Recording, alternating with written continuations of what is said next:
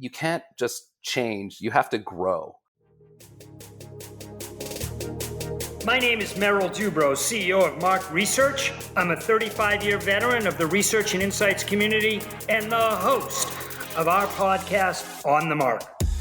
On the Mark is focusing on executives and thought leaders in the world, sharing their insights, strategies, and personal experiences. I promise this podcast will be filled with tough, pointed questions with real, insightful, and emotional answers.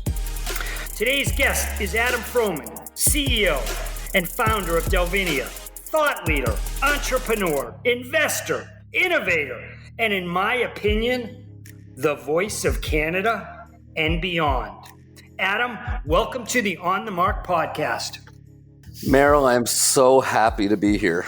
Well, thank you. First of all, Adam, I got to start with two things. One is an apology to you, and the second is a thank you. We speak most days and even nights about, business. And to be honest with you, I really treasure those discussions.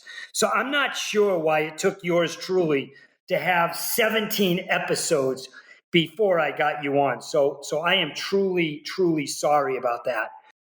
And now the thank you. We do have a lot of discussions about business and about COVID-19 and about different what-if scenarios. And I got to tell you that I've enjoyed so much getting to know you over the past few months, really getting to know you. You've been a calming voice for me.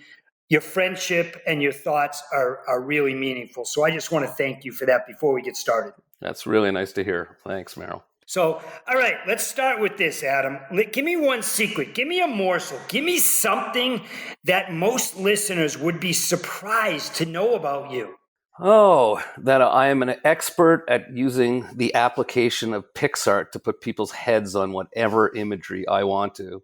And I use it as my stress relief all the time. You've been a victim of it. Yep. And I continue to use it all the time. My problem is I don't know when to stop. So when I get into a mode and I'm creating, it just keeps going. It's so funny because one of the ones I do treasure these, and you probably don't know this, but I actually print out a lot of them.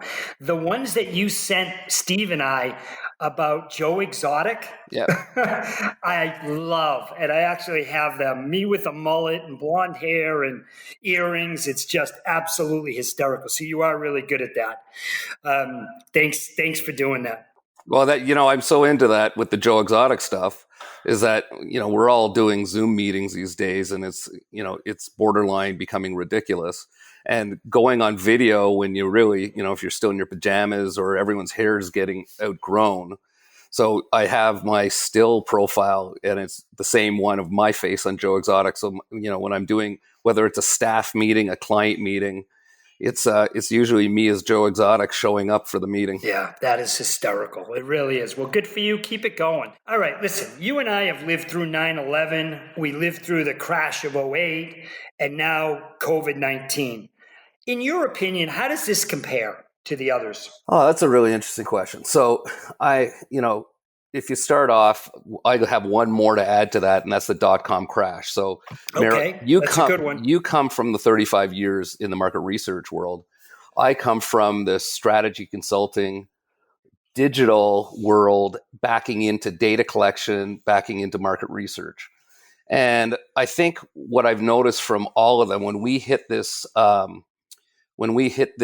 moment where the pandemic turned over, there was a really weird calming moment I had. We went to my daughter's college to move her out. She was in first year in residence. They were closing the residence. And I got a call from a friend of mine saying, particularly in Canada, because that's where our head office is, that the prime minister was going to announce tomorrow they were closing all the airports. And I just felt the anxiety that was going to shoot through the office. We saw what was going on the week before in terms of, the buildup. And I had this calm moment where I just said, I remember, and it's really weird that you asked this because I had the moment where I remember vividly moments when the .com crash happened and the world stopped in terms of business. I remember vividly 9/11 where I was playing golf with the head of banking, of knowledge-based banking with my bank. And the next day I got put into what's called special loans where they, you're out of sorts with your banking. And then 2008, when we dropped 75% in revenues in 1 week because 90% of our business was with financial services. And then in 2009 in March, I had 1 month left and I had to mortgage my house for $1 million and put it back into the company to meet payroll without any guarantees. And, through all those things, we have made it, we have gutted, we have managed through it all. So when this hit on the Sunday, there was an incredible calm that came across me that said, here we go. And it was sort of like I went into game mode and I mobilized the executive. I said, we need to go work from home tomorrow. I was driving back from my daughter's college back home to Toronto, and I was having an all managers meeting on my cell phone in the car on the speakerphone saying, this is what's happening tomorrow, start mobilizing. But the calm I had after being through those things, knowing what it felt like emotionally, knowing that you can get through it was pretty, it was a pretty spectacular moment. As much as I didn't want to have to go through it, I really wasn't worried that we wouldn't be able to manage it. Yeah, that's it. It's unbelievable, right? Because I think this is of all the catastrophes, issues that we've gone through in the past 20 years or so, this is by far the hardest. And, for me, my dad was a CFO of a pretty large company, and he taught me, he was very, very stoic, and he taught me to have that trait. But at times this seeps in, and this, listen, I bleed red, I shed tears, and I know you're a tough guy. It's hard to keep your emotions in check. How are you able to do that? Because it can be lonely out there at times. I think, any entrepreneur definitely has PTSD from their experiences, and we all suffer from depression. So, when things are going along and you have something that triggers your PTSD, and it's just a normal course of what's happening in the world, often it triggers the depression and it just paralyzes you. I found in times of crisis like this, because I worry, at the first and foremost was the health and safety of my staff. The next is obviously the health and safety of my friends and family. I just kind of kicked into a mode that, you don't have a choice. And like I said, because I've been through it, it's almost like we've been at war before when you've gone through entrepreneurial experiences like this. And I really just kicked into an unemotional mode that it may hit me, but, in the past, what happens, I go into the mode and then after it calms, I kind of crash. This was a weird one because, we've all been we're not working from home. We've been quarantined and we're still trying to work. And what it's done for me is that the communication and the sense of community with my company, and I've really stepped up because I'm I'm emailing my staff once in the morning to give them a bright little moment of the day. And then once in the evening after we have our daily executive meeting. And that sense of communication, the feedback I get from staff has actually inspired me. And it's look, I've built a company that is built to not only weather recessions, but also our products and services are exactly where the world is moving to. It's been more of a waiting time in terms of when is our time that we're going to really see the growth of what we're doing and what our innovation is. And it's just, going through this, I see the future. I see where our company's going. And because of that sense of community, it's really kept my emotions intact. Yeah, that's impressive. So, we've spoken about this at night, about your communication to the staff. And I know you even just said that you email out in the morning and the afternoon to your staff, which frankly, I commend you for doing that. Give me some other changes that have happened during your day, during an average day with Adam Froman, which I'm not even sure there is an average day these days, but a day now has changed because of COVID-19. Talk a little bit about those changes. Well, definitely the nature of communication has changed. That's not going to go away. So, like you said, I do email my staff twice a day. It's exhausting getting up in the morning and thinking about what I'm going to write to them. It's exhausting making sure that I don't say anything but inspirational. Don't talk about what they're seeing in the news because they don't want to see it. Don't look too far ahead because why look too far ahead when they're worried about today, and trying to manage that. So Being able to communicate in a manner that is relevant to the moment is really interesting, and doing it day in, day out is an incredible change of what we've done. But what I find is the most inspiring thing was watching how the staff have been communicating with each other and upwards. I'm sure you've been in many presentations where your staff, where you present and you talk about something and you ask for some comments, and it's like crickets. And for the first time, I'm seeing the staff come back with questions. I throw a question out to do something. Hey, like, people are coming back and saying thank you or commenting. I've never seen the upward communication and appreciation of employees than I have through this crisis. And I think, like I said, my staff, we instill in them that we're in a very fortunate position. Don't take it for granted, and do what you can to help everybody else. Don't just think about yourself. We deal with a lot of millennials who are very self-absorbed in their way of thinking, but everybody has been thinking beyond themselves. How do they help? What can they do to support?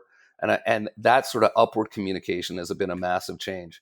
I think the other side is it's changed our way of looking at how we want to manage our own growth.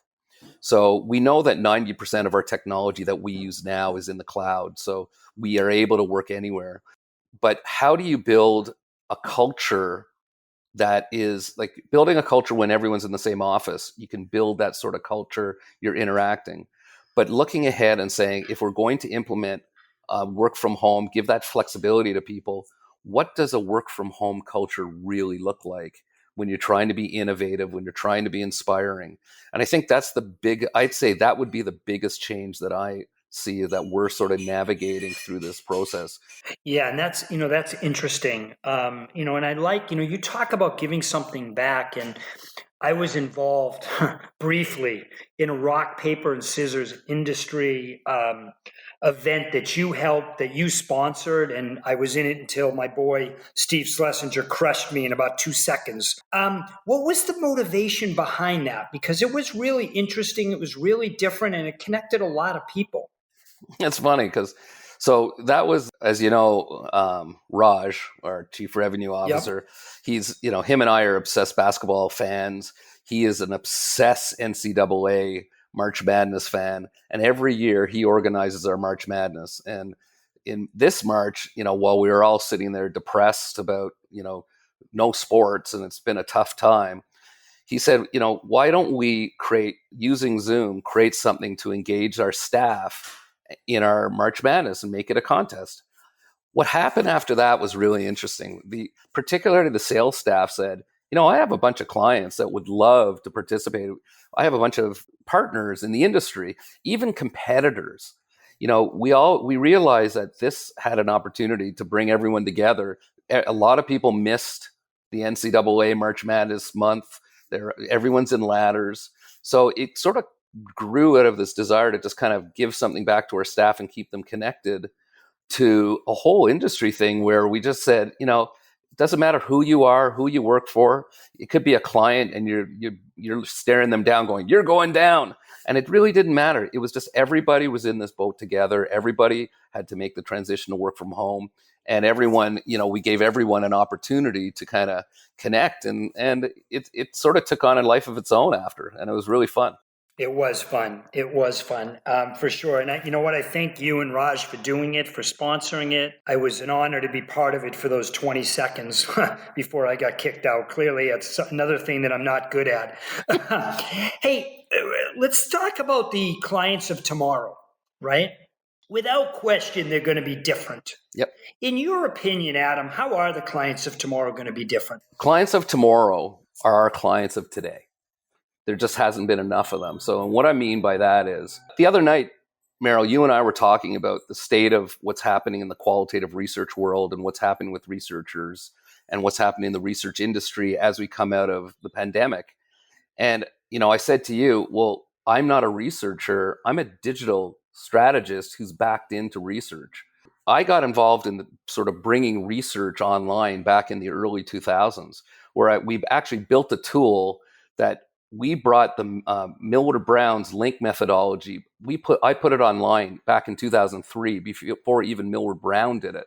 and I did it through a partnership in Canada with their Canadian group. And then it sort of got me into this whole world of data collection, and then it built Asking Canadians and that. And we've always been, as a company, since we started it and since we've evolved as this digital strategy firm, Steve and I particularly have always looked at two things. How can you apply digital technology to any business situation?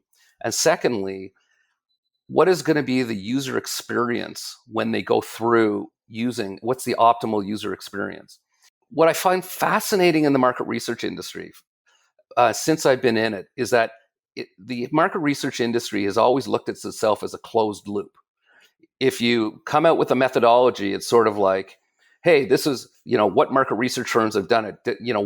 It's always been, any technology that got introduced, was it a market research technology?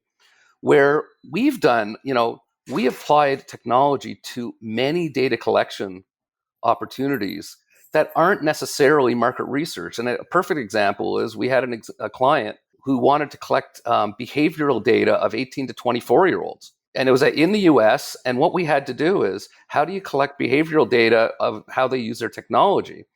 And if you went to a typical market research firm, they would look around and do a search for, is there a company that does this for market research? We actually went to a company that had a surveillance app. And this was before passive tracking became, mainstream. And we actually used this surveillance app that a person puts on their partner's phone to track whether they're cheating or not and where are they. And we use this to track behavioral data of the community, of the target respondents. So we've always looked at working with clients who look beyond market research and look at, hey, if there's this innovative technology, how do we use technology to collect data in innovative ways that we can make better and faster decisions? And also, trusting us, being user experience experts, to create that experience that the data that's collected is really good. So I've been doing, this has been my entire career, whether it's been building digital experiences and then, developing innovative data collection tools. This is the researchers that we want to work with, and the insight people that look at what is their role is to take data, to derive insight, and to make better decisions, not how or what company uses a technology. And because I lived through the dot-com boom and the bust, what we see in the research industry, all these VC-backed tech firms who just run into the place, they're dismissing the power of market research, the integrity of market research. And they just say, implement this technology, we'll do it faster and cheaper. But they never really respect that the researchers have the experience to know how to use the data to make decisions. There's been this gap. And to me, the researcher of the future is one that has transformed themselves to elevate themselves beyond the method, whether it's qualitative, quantitative, whether it's in-home testing, whatever they do, they are partnering with the innovative companies like mine, sharing to me what the answers they're trying to answer, the research methods they're trying to do, and building solutions with us to collect the data so that they quickly, efficiently, cost-effectively can make decisions better than they ever did before. And that is the market researcher of the future that's open-minded to partnerships and not just simply there to find sample partners to deliver their sample, or just a qualitative facility to just host their qualitative interviews. They're partnering with groups, and I think we're seeing that transformation be accelerated because of what's going on right now. Yeah, that's great. I think there's a lot of takeaways, and that's really, really well said. Adam, pick a number: 5, 6, or 7. 7. Oh, that's painful. 7. Quickly, do not have to defend it. Give me 7 words to describe yourself. 7. Unapologetic, bombastic, Okay. loud, passionate, driven. That's 5. 5, thoughtful and loyal. Oh, okay. Loyal and thoughtful. That's great. Okay. How important is a personal brand? For certain people, it's very important. It depends what you are marketing. So you got a lot of great people who are great minds and thought leaders in the industry, but they aren't running companies. And then you got people like yourself who, because of your experience, you have a great personal brand, but you also have a great company brand. my approach has always been to use my desire and enjoyment to promote my personality, to not be afraid to be the center of attention, to actually promote my company, and not, it's less about me. And my style, even though some people think it's about me, if you actually look at what I do, it's not like I'm taking selfies and just talking about myself all the time. I do a lot of promotion, I do a lot of posting, I do a lot of stuff, but it's always, whether on my personal level, it's with my family and friends, or foods or wine I like. With my business level, it's always promoting everyone. And the nice thing is my company, we have different personalities that are the public face. So you got me, you got Steve, you got Raj, that are particularly the public faces of our company. And we all have very unique and different personalities. But really, what's really special is it's collectively defining the brand of Delvinia. So, a personal brand is important, but it depends how you want to apply it. That's great. Let's just assume that somebody wants to change their personal brand. They don't like something out there that they believe the public, the industry thinks is incorrect. How do they do that? Well, come look at me. I have to admit, it would not be wrong to say that I can be a very polarizing personality. You get people who really love me, and you get people who can't stomach me. Okay, so so Adam Froman is what I call an acquired taste. Yeah. Or like it's sort of like I'm something that, I'm there. I don't go away.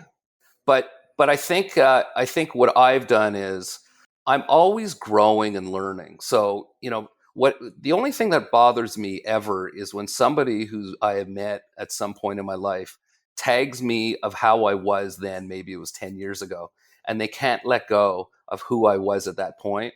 And they'll look at me in a certain way and be not in a flattering way. And I'm sitting there going, as I've gotten older, because I'm going to be 55 this year, which is kind of weird. Oh my Lord! Wow. Okay. I built relationships with the people who know me and trust me, and I'm loyal to. No, I'll go to the end of the earth for them. That I might have strong personality. And I get that I'll say things because I don't have a strong filter, and you'll always know what's on my mind. But I've always been able to apologize for myself, and I've always been able to look at myself from the outside in and how others view me to say, is this something I want to change? Or is this something that's just my character trait that, I turn it on and off when I need to? And you can ask sort of guys like Steve and Raj. I think I've grown as a CEO. I've evolved in my own company. I've evolved in the career. I'm very different than I was 10 years ago, 15 years ago. And I think you can't just change. You have to grow. And change comes from growth, not from just trying to change. Yeah, no, I think that's very, very interesting. And it's funny because, when I asked you to describe yourself, you used words like bombastic and unapologetic and loud. Those aren't passionate is definitely a word that a lot of people use. I would thought provoking for sure, loyal. But it's interesting that you took a few words that were, not the most Flattering. yeah, not the most flattering. But Yeah. I think there's a lot of takeaways because I would suggest and I would argue in defense of you, you know who Adam Froman is. You know what your strengths are. You have tremendous self-awareness, where I would argue that most people don't. That's fair. And I think that's a flaw with most people. Let me ask you quickly, because there's a lot of questions I want to ask. I'm actually going to allow you. I want you to answer this question. Then I'm going to allow you to tell me which direction you want to go, because I'm going to go in one of two directions. What scares you? What scares you? Oh. Whew. You thought this was going to be easy. Besides growing up? Yeah, well, there's that. Sure.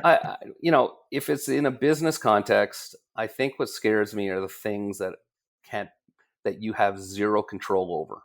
So, Okay. when you have to rely on others to get you somewhere and you can't influence the outcome, that scares me.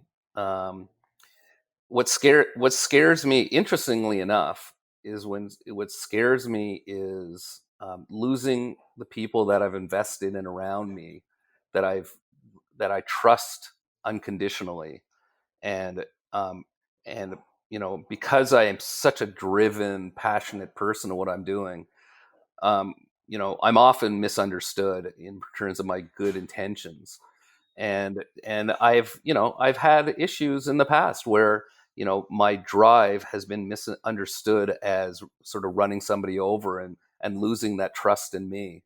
And that scares me. Sometimes I scare myself that my passion can you know I can be more destructive than productive. And it's not because I don't care, but it's just because my fears of the past just put me into a mode that I have to run forward.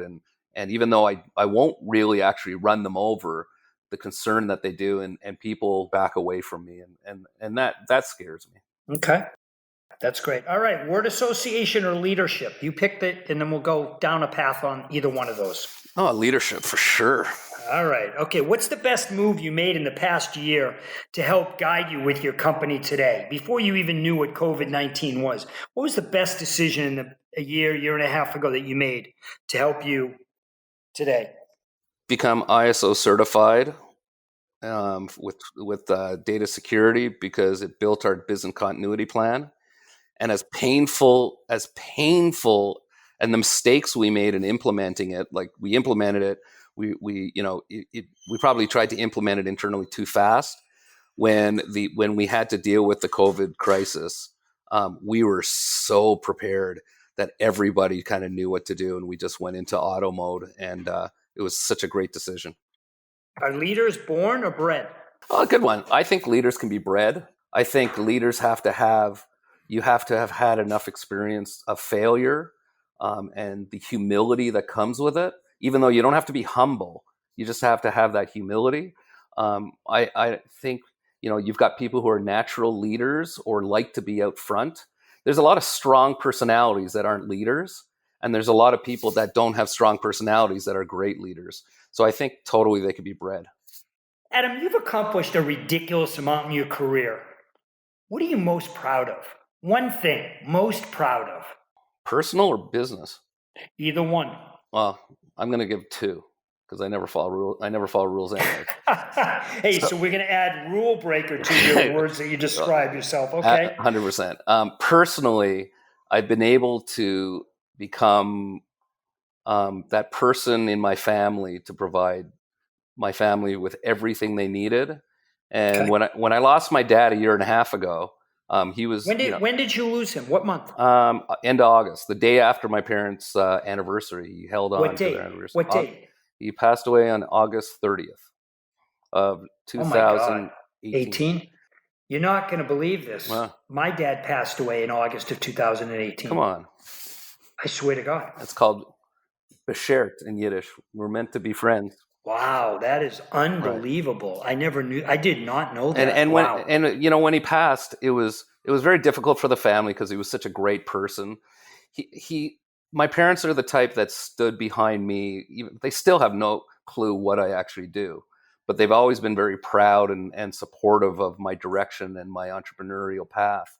And when he passed, I just felt honored that I had him till I was in my 50s, and that I had the support from him to kind of become the patriarch of my family.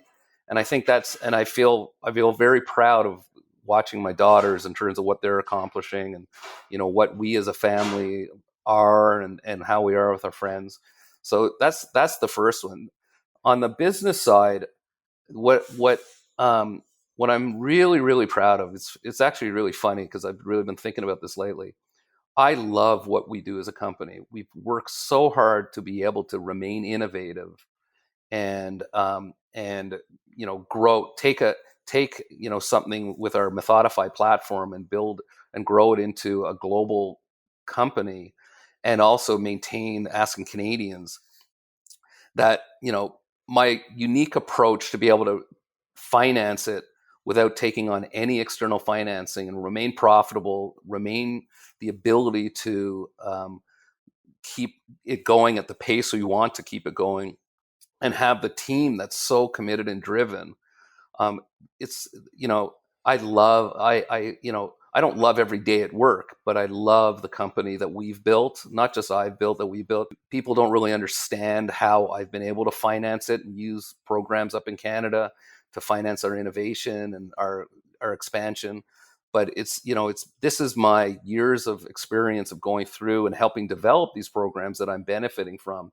And I'm really proud that I've been able to not fit into a box and build a company that, that if you went down the traditional VC or private equity route, they don't really understand my company, and it doesn't get the attention. But I'm really proud of that. So that would be on the business side. Well, let me say, Adam, thanks for your energy. Thanks for your passion. I want to thank you on behalf of, frankly, the Insights Association, the industry, for being such a great leader. You've been listening to Adam. This is the On the Mark podcast. My name is Merrill Dubrow. Have a great day.